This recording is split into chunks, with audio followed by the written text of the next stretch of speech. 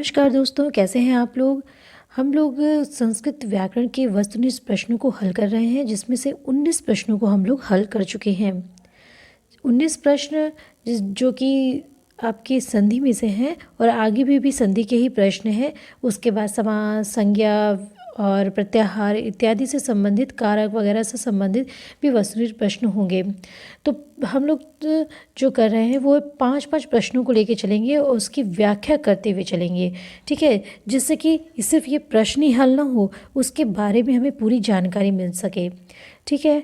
तो फिर ये यहाँ 20 क्वेश्चन हम लोग शुरू करते हैं।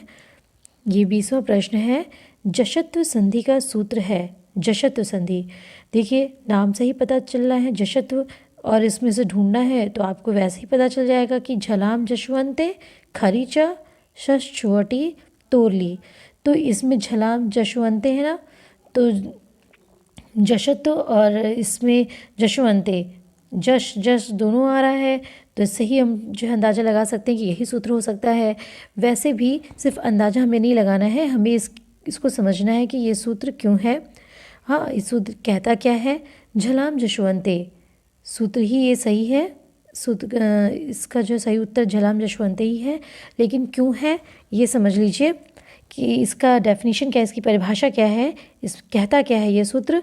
ये सूत्र ये कहता है कि झल के बाद, ठीक है, पहले आप समझ लीजिए कि झल के बाद जो है, झल प्रत्याहार है और इस झल प्रत्याहार के बाद कोई भी वर्ण हो, ठीक है, कोई भी वर्ण। पहले ये समझिए ये झल क्या है। झल मतलब होता है कि क ख गंगा है ना, क ख गंगा पहला वर्ग है, क ख गंगा च च च इया, ये वर्ग कहलाता है। क वर्ग, फिर च वर्ग, ये वर्ग कहलाते हैं। तो प्रत्येक वर्ग का झल का मतलब क्या हुआ, प्रत्येक वर्ग का पहला, ठीक है, और दूसरा, प्रत्येक वर्ग का पहला, दूसरा, तीसरा, चौथा और ऊष्म वर्ण। ऊष्म वर्ण क्या होते हैं, ऊष्म वर्ण क्या होते हैं, श, ठीक है, श, क्ष, स और ह, ठीक, ये ऊष्म वर्ण होते हैं, ये इसे झल कहते हैं। प्रत्येक वर्ग का पहला, दूसरा, तीसरा, चौथा, बस 5वां वर्ण छूट रहा है, यानी क ख ग घ च छ ज झ, ठीक, ट ठ ड ड ढ, अण छूट रहा है, यानी पंचम वर्ण जितने हैं वो सारे छूट रहे हैं और सारे वर्ण जो आ जा रहे हैं आपके झल प्रत्याहार में, ठीक है। इसके बाद कोई भी वर्ण हो, लेकिन कौन से छोड़ करके, वर्ग का पहला, दूसरा, झल के बाद कोई वर्ण आए, कोई भी वर्ण हो, लेकिन पहला, वर्ग का पहला और दूसरा, और साथ में श, स और स, ठीक है। आपको बहुत ज़्यादा मुश्किल नहीं लगना चाहिए। कोई भी वर्ण से क्या मतलब है, पहला, दूसरा और श स, ह नहीं है इसमें। ये पहला, दूसरा से क्या मतलब है, क ख च छ ट ठ त थ, ये छोड़ करके इसके बाद, झल के बाद यदि ये वर्ण छोड़ करके कोई भी वर्ण आता है तो झल के स्थान पर क्या होता है, देख लीजिए, इसके स्थान पे नहीं, झल के स्थान पे क्या हो जाएगा, जश आदेश हो जाएगा, जश।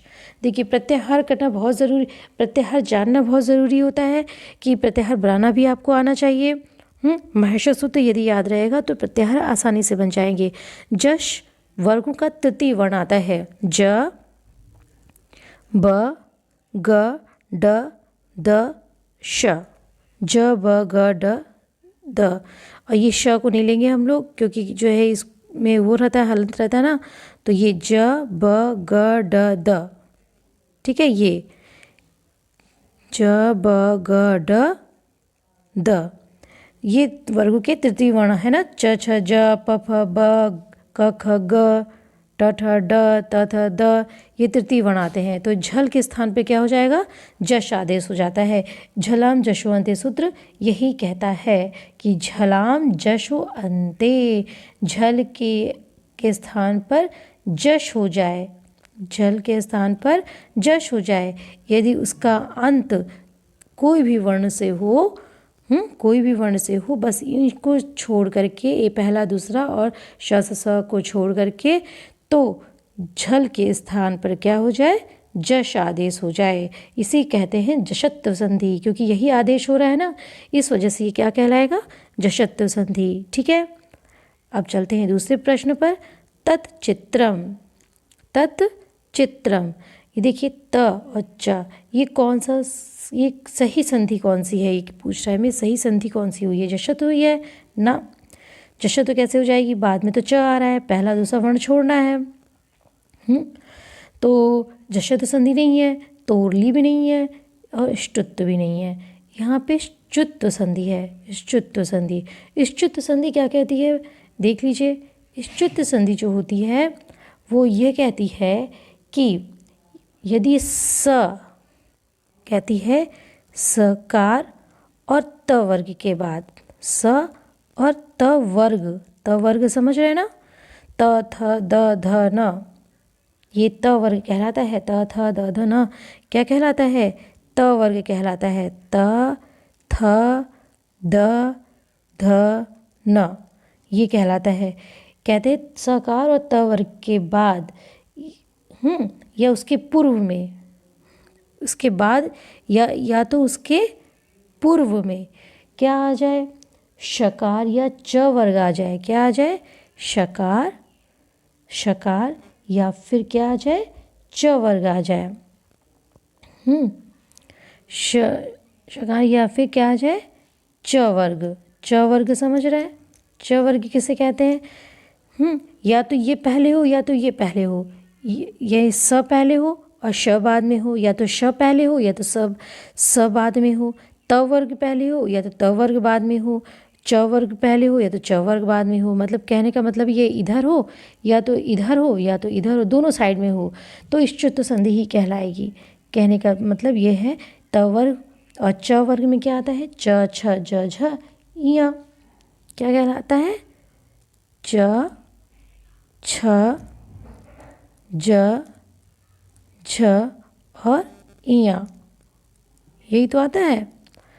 ठीक, तो कहते हैं ये हो तो श किस में बदल जाएगा, स को श आदेश हो जाएगा। यदि स है, इधर स है तो स को क्या आदेश हो जाएगा, श आदेश हो जाएगा। स के बाद यदि श आए या च वर्ग आए तो स को श आदेश हो जाएगा। ठीक, और त वर्ग को च वर्ग आदेश हो जाएगा। क्या कह रहे हैं, श को श आदेश हो जाएगा और त वर्ग को च वर्ग आदेश हो जाता है। ठीक है, तो अब कोई भी उदाहरण ले लीजिए आप, जैसे कि मान लीजिए हो गया तत् धन च है, मान लीजिए तत्, जैसे तत् धन च, तो अब बाद में च आ गया और इसके पहले त है। ठीक, तो ये त किस में परिवर्तित हो जाएगा, च वर्ग में परिवर्तित हो जाएगा, तो त च में बदल जाएगा। ठीक, तो क्या हो जाएगा, तच्च। ठीक, त जो है आधा है ना, हलंत है नीचे, तो हो जाएगा तच्च। ठीक है, तो यहाँ पे तत्चित्रम है, ये क्या है, तत्चित्रम। तत्चित्रम तो त वर्ग है और ये च है, तो ये त वर्ग च में बदल जाएगा, तो हो जाएगा आपका तच, ये तच्चित्रम।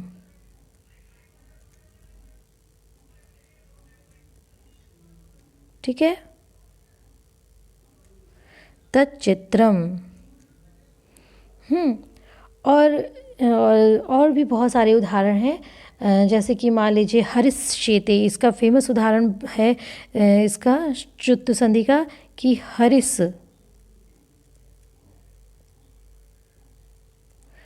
प्लस शेते, हरिस प्लस शेते, तो अब स के बाद क्या आ गया, श आ गया, तालव्य श आ गया, दंती स के बाद तालव्य श आ गया। तो ये दंती स किस में बदल जाएगा, तालव्य श में बदल जाएगा। अब चूंकि ये आधा है ना, ये इधर क्या रहते हैं, हलंत रहते हैं, तो ये बदल जाएगा हरिश आधा में और शेते, हरिश शेते। जब इस चौथे संधि की बात आती है तो ये उदाहरण जरूर दे दिया जाता है हरिश शेते का। ठीक है, अब देखिए बालकाः प्लस तत्र, यहाँ पर जिस सूत्र से विसर्ग के स्थान पर स होता है वह है, देखिए विसर्ग के स्थान पर क्या होता है, स होता है। तो ये होता है विसर्जनीय सह सूत्र से। देखिए स अपने आप ही ऑटोमेटिक लिखा हुआ है ना, ये ऑटोमेटिक है, यहाँ पे लिखा हुआ है विसर्जनीय सह। तो विसर्जनीय सह जो है ये जो बालका है प्लस तत्र, यहाँ पर विसर्ग के स्थान पर स आदेश हो जाएगा। ठीक, ऐसा क्यों होगा, विसर्जनीय सह सूत्र कहता क्या है, विसर्जनीय ये सूत्र यह कहता है कि यदि विसर्ग के बाद, कहता है कि यदि कोई विसर्ग है और उसके बाद क्या है, कोई खर प्रत्याहार आए। ठीक है, खर प्रत्याहार, खर प्रत्याहार का मतलब क्या होता है, वर्ग का पहला या दूसरा, वर्ग का पहला दूसरा या फिर श या फिर श श और स, तालव्य श, मूर्धन्य स और दंती स, ये खर प्रत्याहार कहलाते हैं। ये हो तो विसर्ग के स्थान पर क्या हो जाएगा, आदेश हो जाएगा, स आदेश हो जाएगा। ठीक है, तो ये देखिए त है ना, ये त क्या है यहाँ पे, ये त वर्ग का पहला वर्ण है। ठीक है, ये त क्या है, वर्ग का पहला वर्ण है, इस वजह से ये विसर्ग किस में बदल जाएगा, स में बदल जाएगा। और किस सूत्र से बदल जाएगा, विसर्जनीय सह सूत्र से बदल जाएगा। मेरे ख्याल से आप लोगों को समझ में आ रहा होगा इसकी व्याख्या।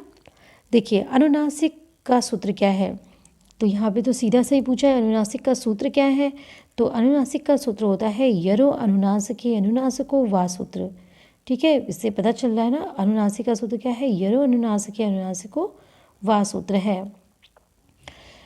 अब देखिए उपोषति उदाहरण है, उपोषति उदाहरण है किसका, उपोषति उदाहरण है कि आपका, देखिए उपोषति के पहले हम लोग विच्छेद करते हैं, उप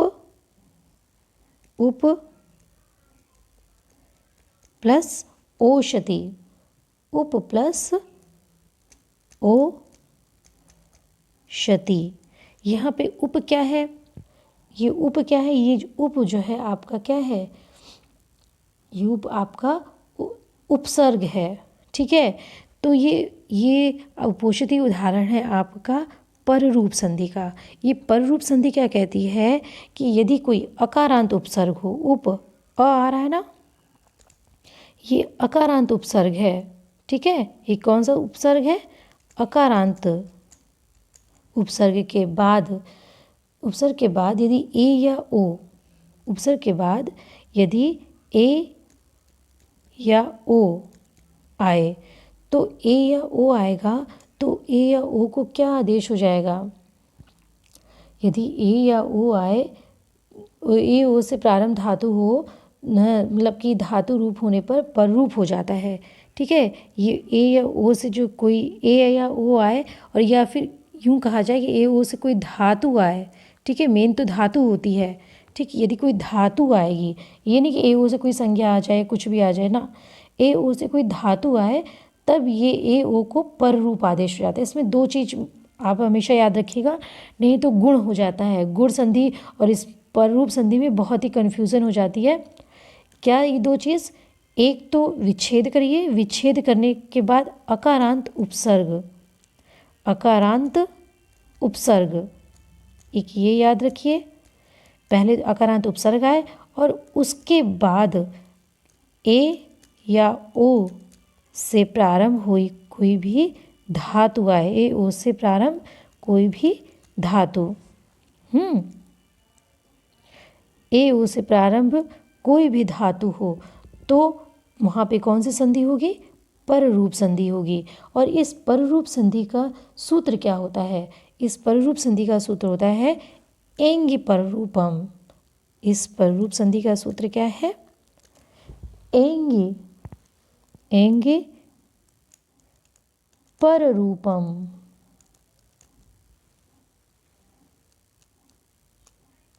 ये बड़ा रू है, एंगी पररूपम। ठीक है, अब हम लोग आगे बढ़ते हैं। ये है आपका 5 प्रश्न हमने लिया था और इसकी व्याख्या सहित हमने समझाई आपको। उम्मीद करते हैं आपको समझ में आई होगी। आगे और भी प्रश्नों को लेके चलेंगे और उसकी व्याख्या करते हुए चलेंगे, और ताकि हमें एक के साथ उसके बारे में भी पता चल सके। ठीक है, तो मिलते हैं अगले वीडियो में और आगे के क्वेश्चंस के साथ में। तब तक के लिए नमस्कार।